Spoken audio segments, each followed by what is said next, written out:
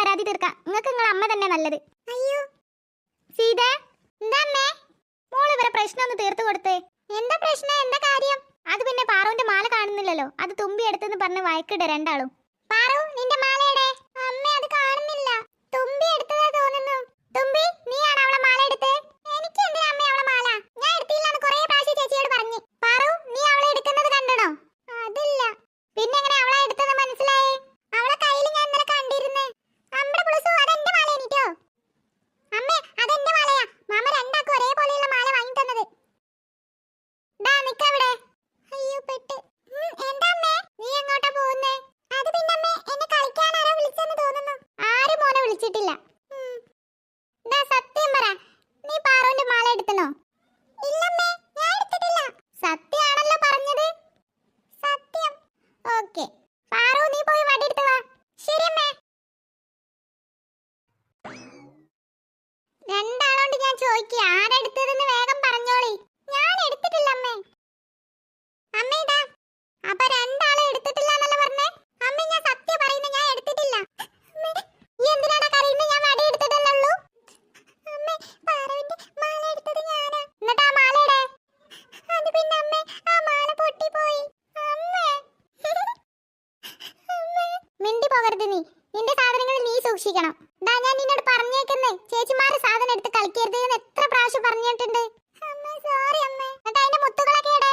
അതവിടെ ഉണ്ട് അമ്മേ. പാറു, അതമ്മ കോർത്തു തരാം. അതല്ലാതെ ഒരു വഴിയുമില്ല. ശരി അമ്മേ. ആദ്യം നിന്റെ കരച്ചിലൊന്ന് മാറ്റി, അല്ലെങ്കിൽ തേകച്ചിനോട് കിട്ടും. എപ്പോഴും പറയുന്ന അവനാന്റെ സാധനം അവനെ എടുത്തു വെക്കണം എന്ന്. ഈ ചെറുക്കേണ്ട, നിന്നോടും കൂടെ പറഞ്ഞു. അല്ലെങ്കിൽ തന്നെ 100,000 പണിയുണ്ട്. അതിന്റെ ഇടയിലോട് വന്നോളൂ. ഞാൻ അപ്പയെ പറഞ്ഞതല്ലേ, ഞാൻ എടുത്തില്ലെന്ന്. ചേച്ചിക്ക് അങ്ങനെ തന്നെ വേണം. കിട്ടും. ലച്ചു ചേച്ചി ഞങ്ങളുടെ ടീമിലാ. ഞാനില്ല. അത് പറഞ്ഞാ പറ്റില്ല. ചേച്ചി വേണം. ചേച്ചി ഞങ്ങളുടെ ടീമിലാ. ആഹാ, അത് പറ്റൂല കേട്ടോ. പിന്നെ പറ്റാതെ പിന്നെ നിങ്ങളുടെ ടീമിൽ 3 ആളല്ലേ? ഞങ്ങൾ 2 ആളല്ലേ ഉള്ളൂ. 3 ആളുണ്ടായിട്ട് ഇപ്പൊ എന്താ കാര്യം? ഈ മണ്ടന്മാർക്കൊന്നും ഒന്നും അറിയില്ല. എന്തിനാ കളിക്കുന്നേ? ഒന്നുമില്ല.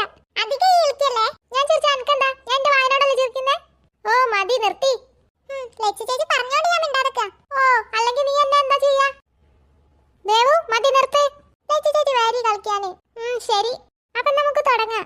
ശരി, ഞങ്ങൾ റെഡി. ആദ്യം ആരാ പറയുന്നേ? ആദ്യം ഞങ്ങൾ പറയാം. എന്നാ വേഗം ഒരു അക്ഷരം പറ. ആ. ഇതൊക്കെ എന്തൊരു സിമ്പിളാ. ചേച്ചി ഞാൻ പാടട്ടെ? അറിയെങ്കിൽ പാടിക്കോ. അണ്ണാര കണ്ണാവ മൂവാലായി ചിങ്ങത്തും കൂടാൻ വാ. നീ എന്തിനാണ് ചിരിക്കുന്നേ? ആ പാട്ടിനോട് ലിസ്റ്റ് അങ്ങ് പോയി. പോടാ, നീ പിന്നെ യേശുദാസ് ആണല്ലോ. മതി മതി, ഇനി ഞങ്ങളല്ലേ? അല്ലല്ല, ഇപ്പൊ നിങ്ങളല്ലേ ഞങ്ങളോട് ചോദിച്ചേ, ഇനി ഞങ്ങൾ അങ്ങോട്ട് ചോദിക്കും. ഏതാ ചോദിക്കുക? കല്യാണ കച്ചേരി പടാമടി കച്ചേരി. നീ ഞങ്ങളോട് വേഗം ചോദിക്ക്. ഓ, മനുഷ്യൻ ഉറങ്ങാനായിക്കൂല. അതിന് ഞങ്ങളെന്താ ചെയ്തേ? നിങ്ങൾ എന്താ ചെയ്തെന്നോ? ഈ പാട്ട് കേട്ട് ഉറങ്ങാനും കഴിയിപ്പോ. യേശുദാസ് അല്ലേ പറയുന്നേ കേട്ടാല്? ഏതായാലും നിന്നെക്കാളും ബെറ്ററാ. ഓ പിന്നെ. എന്താ സംശയം ഉണ്ടോ? ആ ഉണ്ട്. സംശയം ഉണ്ടെന്ന് പറഞ്ഞില്ലേ, വേഗം പാട്. ഓ, അതിപ്പം എനിക്കിപ്പോ ഒരു മൂഡില്ല. പാപ്പന് പാട്ടൊന്നും അറിയില്ല ചേച്ചി. ആര് പറഞ്ഞ എനിക്കറിയില്ലാന്ന്? ഒരു ബാത്റൂമിൽ പോലും മൂളിപ്പാട്ട് പാടുന്നേ കേട്ടില്ല ഞങ്ങള്. എന്നിട്ടാണ് ഞങ്ങളെ കളിയാക്കുന്നേ. മോള് കൊറേ നേരമായല്ലോ ഡയലോഗ് അടിക്കുന്നേ. മോളൊന്ന് പാടിക്കേ. ചേച്ചി പാട്. ലച്ചു ചേച്ചി പ്ലീസ്. ശരി, ഏതപ്പോ പാടുക? ഏത് പാടിയാലും കണക്കാ. മന്ത്രത്താൽ പായുന്ന കുതിരയെ മാണിക്ക കയ്യാൽ തൊടാം. ഗന്ധർവൻ പാടുന്ന മതിലക മന്ദാരം പൂവിട്ട തണലിൽ ഊഞ്ഞാലേ പാടാമോ? ലച്ചു ചേച്ചി നിർത്തല്ലേ, ബാക്കിയുടെ പാട്.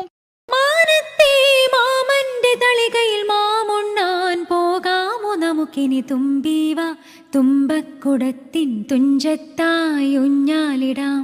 തുമ്പീവാ തുമ്പക്കുടത്തിൻ തുഞ്ചത്തായി ഊഞ്ഞാലിടാം.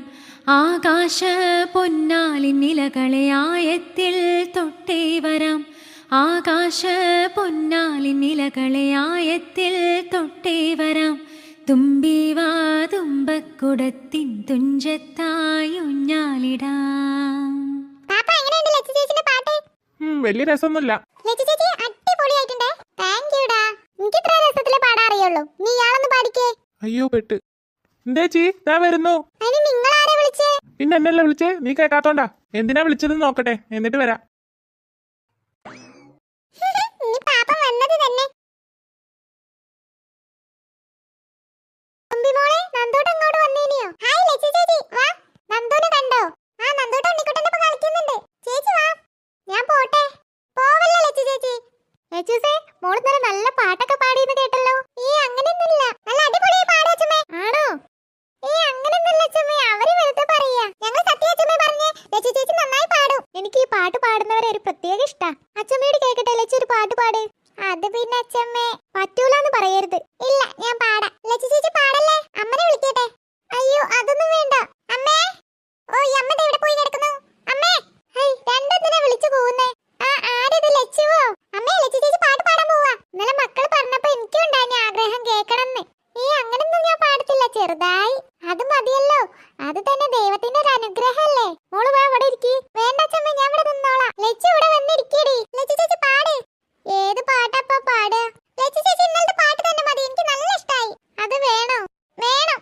മന്ത്രത്താൽ പായുന്ന കുതിരയെ മാണിക്ക കയ്യാൽ തൊടാം, ഗന്ധർവൻ പാടുന്ന മതിലക മന്ദാരം പൂവിട്ട തണലിൽ ഊഞ്ഞാലേ പാടാമോ, മാനത്തെ മാമന്റെ തളികയിൽ മാമുണ്ണാൻ പോകാമോ നമുക്കിനി തുമ്പീവ, തുമ്പക്കുടത്തിൻ തുഞ്ചത്തായി ഊഞ്ഞാലിടാം, തുമ്പീവാ തുമ്പക്കുടത്തിൻ തുഞ്ചത്തായി ഊഞ്ഞാലിടാം, ആകാശ പൊന്നാലിൻ നിലകളെ ആയത്തിൽ തൊട്ടേ വരാം, ആകാശ പൊന്നാലിൻ നിലകളെ ആയത്തിൽ തൊട്ടേ വരാം, തുമ്പീവാ തുമ്പക്കുടത്തിൻ തുഞ്ചത്തായി ഊഞ്ഞാലിടാം.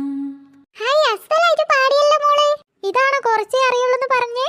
നന്നായി പാടിയല്ലോ മോളെ. ചേച്ചി, നീ വന്നോ? ഞാൻ നിന്നെ തെരഞ്ഞു വന്നതാ. നിന്നെ അമ്മ അന്വേഷിക്കുന്നുണ്ട്. എന്നാ ശരി ചേച്ചി, ഞങ്ങൾ പോട്ടെ. ശരി മോളെ. അച്ഛമ്മേ, ഞങ്ങൾ പോവാട്ടോ. ശരി മക്കളെ. എനിക്ക് ലച്ചൂസിനെ നന്നായി പിടിച്ചു. നമുക്ക് സിദ്ധുവിന് വേണ്ടി ഒന്ന് ആലോചിച്ചാലോ? അമ്മനോടൊന്ന് ചോദിച്ചു നോക്കിയാലോന്ന് വിചാരിച്ചിട്ടേ ഉള്ളൂ. ഏതായാലും നമ്മൾ ആഗ്രഹിച്ചിട്ട് കാര്യമില്ലല്ലോ, സിദ്ധുവിന്റെ അഭിപ്രായം ഒന്ന് അറിയണല്ലോ. അത് ശരി, അവരെല്ലാം ഒരുമിച്ച് ജീവിക്കാൻ പോകുന്നേ. സിദ്ധേട്ടന് ലച്ചു ചേച്ചിയും